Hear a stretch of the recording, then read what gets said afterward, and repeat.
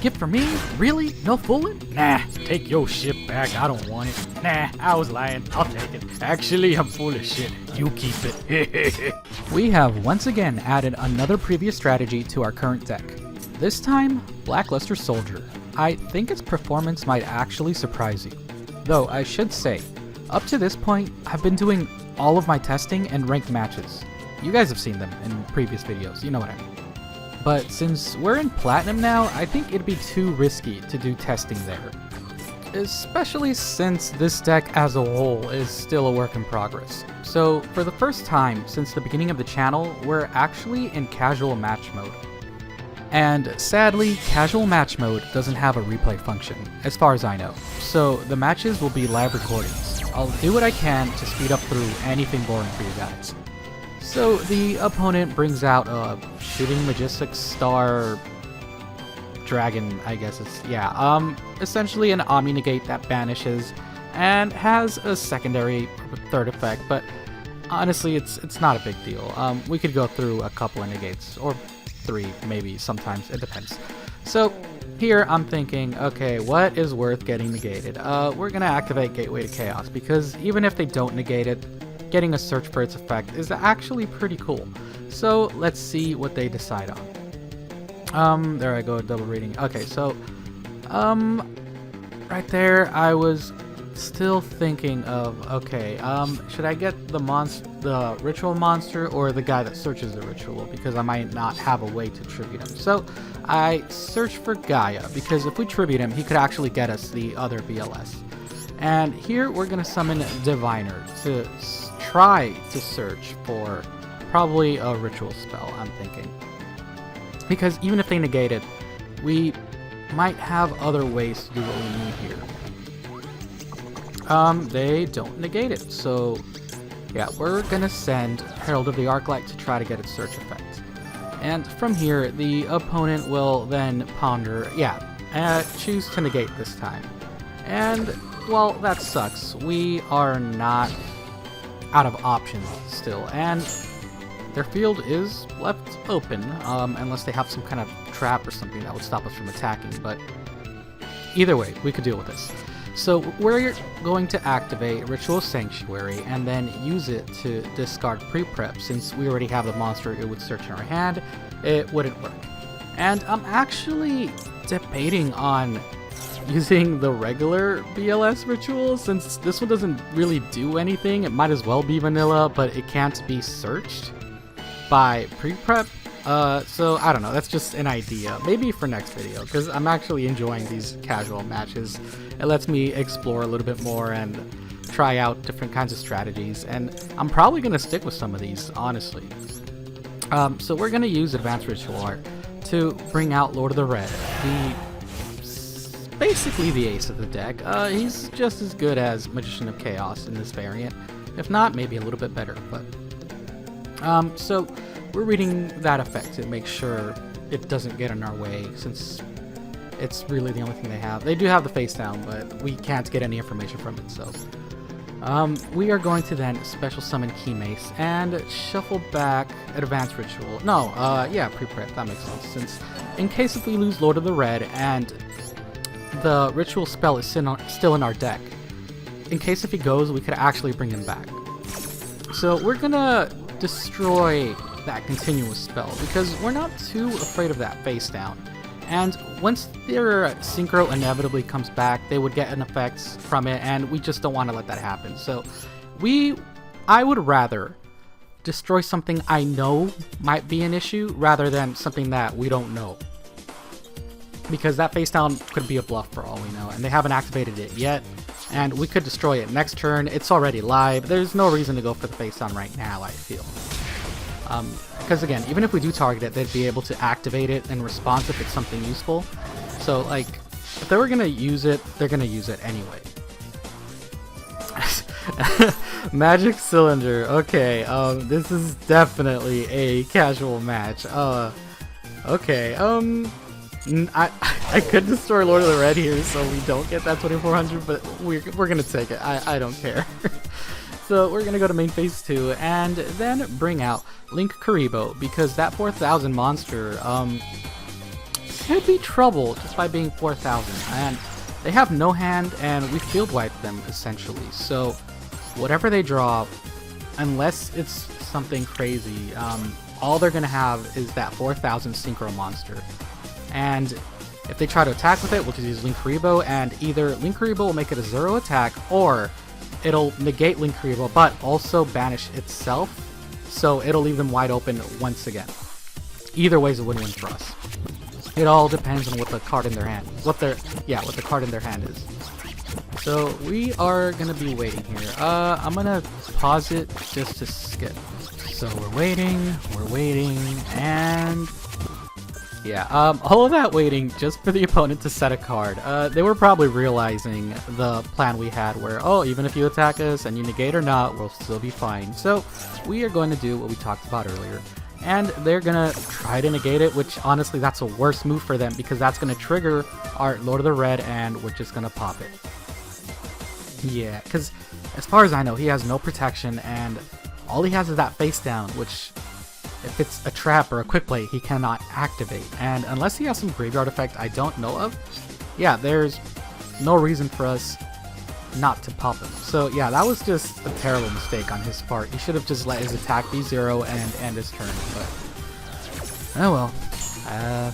Didn't think that far ahead, I guess. So then yeah, okay, they did have a graveyard effect. Not really anything too worrisome though. And since we already used our monster pop and we're getting a chance here to use our effects again, yeah, we're gonna get rid of that back row too, so we don't even have to worry about it next turn. So chain resolves and Imperm. Okay, this guy's playing Magic Cylinder and Imperm.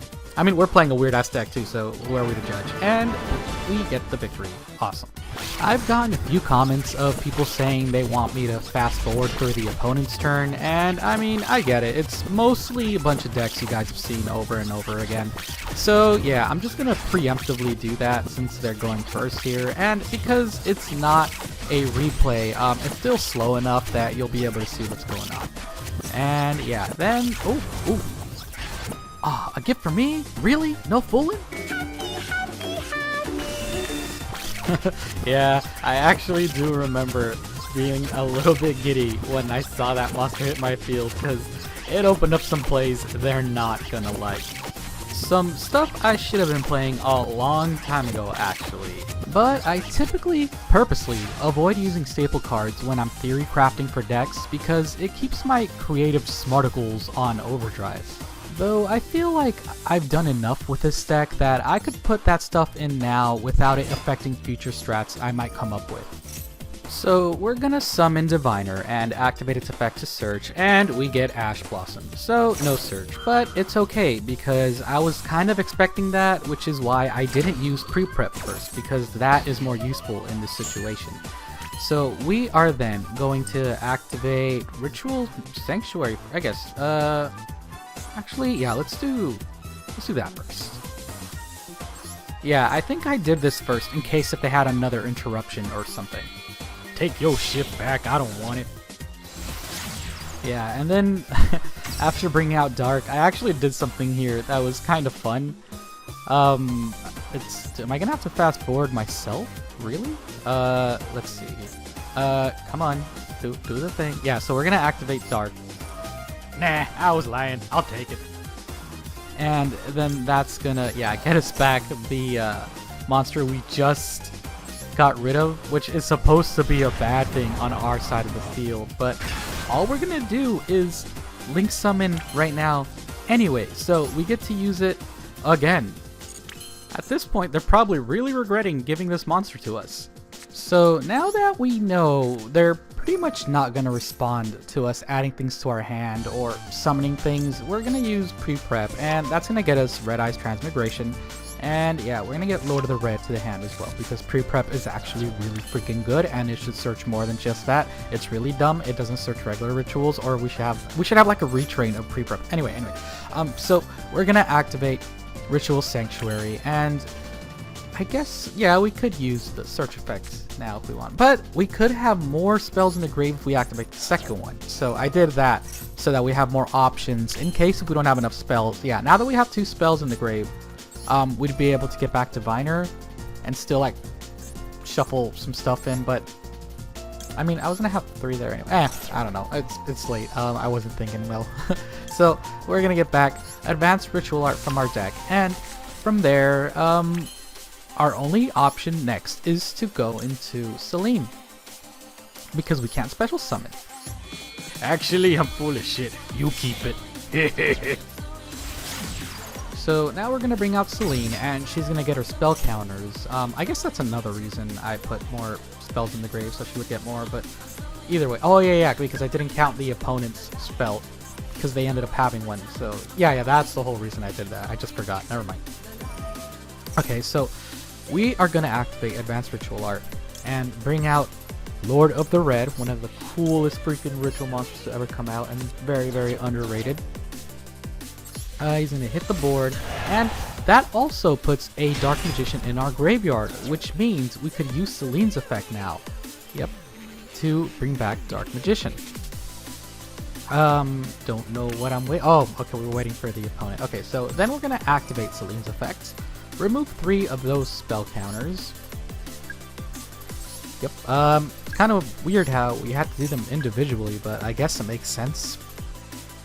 And yeah, that would trigger Lord of the Red if we wanted it to, but we're gonna wait a little bit in case if they activate that back row in some way, and they have not done that yet. So then we're gonna activate Ritual Sanctuary's second effect to yeah, we're gonna get back Key Mace and shuffle back in Advanced, Red Eyes Transmigration, for the similar reason I mentioned earlier, because if Lord of the Red ends up dying, we could get him back from the grave with pre-prep, which it's so good, dude. Pre-prep is so good. So we're gonna use our effect now to get rid of that back row, because they're gonna have to use it now or just lose it.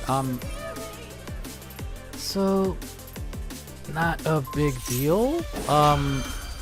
Yeah, I remember here, I was just reading, I was like, okay, I'm gonna destroy their target. I was like, let me read what Lingaribo does, because maybe I'll get rid of it. And then there, I tried to click the other monster, but my cursor was too close to the confirmation button on Lingaribo, so I accidentally chose that instead. And I remember like having a little bit of a rage attack. You're like, no, I'm so stupid. I should have moved the mouse a little bit higher, but what you gonna do, you know? So now this is the card I was talking about. Access Code Talker. I know it's amazing. I know it's great. I know it's grand, great, wonderful. Good, great, grand, wonderful. It's just, on purpose, I was avoiding using it. But again, now I feel like I've done enough with the deck that I deserve using it, because I don't think there's anything else, any other strategy I could come up with that would replace Access Code Talker. And since there's nothing I could really come up with to replace it, might as well just use Access Code Talker then. So then we are going to bring it out. And even though that guy got boosted by 1,000 attack, we could still run over it, but that's not our only option. We could also use Access Code Talker's effect to banish one of our Link monsters in our grave to then destroy a card on the field. So yep, now we basically have enough for game after we bring out Timmy here. So Dark Magician goes to the grave, bring out Timmy, and unless they have some kind of effect that would stop us from going through, this should be good. Lord of the Red hits first, Demise goes second, and Access Code Talker closes off the game. Very cool. Very cool.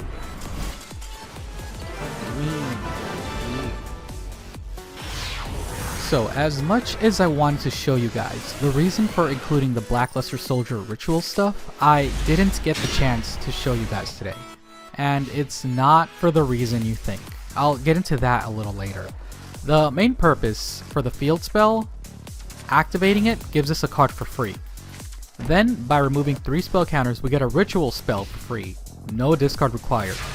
And in this deck, it's very easy to get those spell counters, especially when you include Beat Cop in the extra deck. So theoretically, it could be a better Ritual Spell Searcher than Ritual Sanctuary, and it'll even enable us to bring out Magician of Chaos more often, since it searches Gaia, and Gaia is a level 7, and then Gaia replaces itself when it's tributed when we bring out Magician of Chaos to get any BLS card.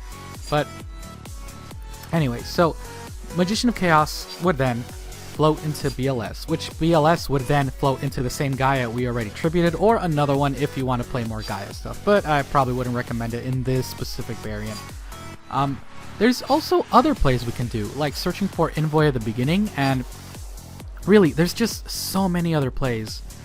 If you haven't figured it out yet, yeah, this is basically another deck I tried getting to work years ago.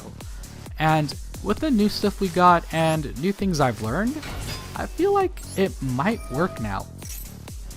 So here I summon Diviner and send Herald, activate Herald's effect to search for...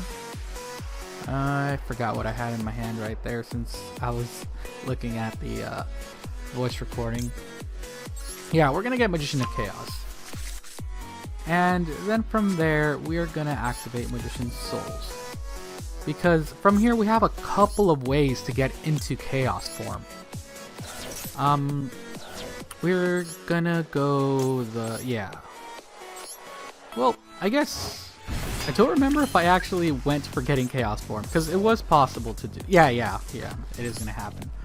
Okay, so because we sent Souls to the grave to summon Girl, we got a spell counter, and then we get another 2 for sending Girl and Diviner.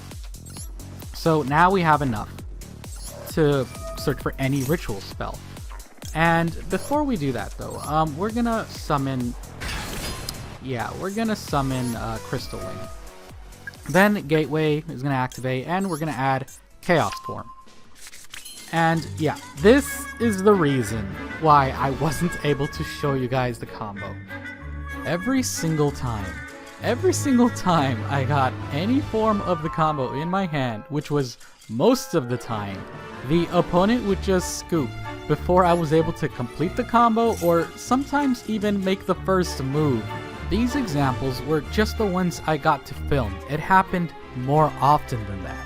As much as I would like to keep trying, I've been at it for hours. It's 4 AM, I don't want to waste all the work I put into this video, and I feel this video is probably still insightful and entertaining enough to be its own thing. Hopefully you guys agree, but don't worry, I'll try again next time I get a chance to open Master Duel. And I still learned some stuff from this too, so the next video will have an even better build of this deck. So I hope you guys look forward to it, and I'll see y'all next time.